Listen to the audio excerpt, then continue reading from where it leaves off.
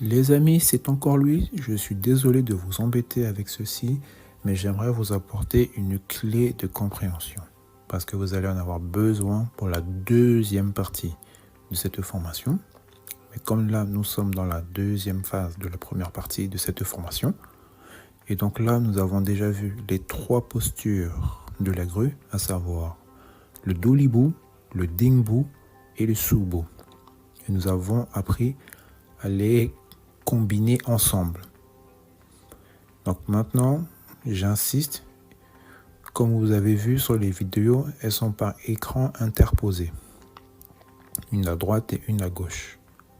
Après, l'ordre importe peu, mais ce qui est important à souligner, c'est le fait que j'ai un pied d'appui quand je change de posture.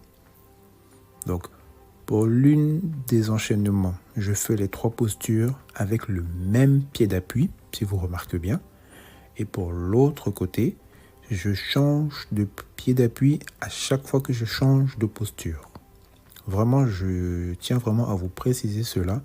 J'aurais pu vous donner cette astuce à la fin de cette première partie, mais je préfère le faire maintenant pour que vous ayez vraiment cette clé, parce que vraiment, je vous assure, ça va vous débloquer vraiment je sais pas, une perspective ou même une façon d'enchaîner.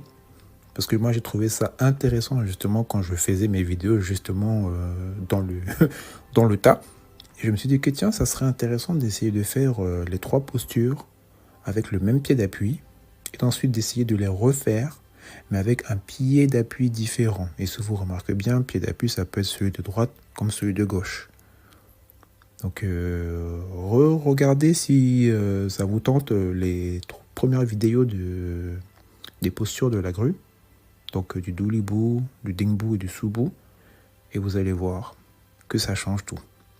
Donc je vais arrêter de vous embêter avec tout ceci. Et normalement, je vous retrouve à la deuxième partie de cette formation. Sur ce, bonne formation les amis.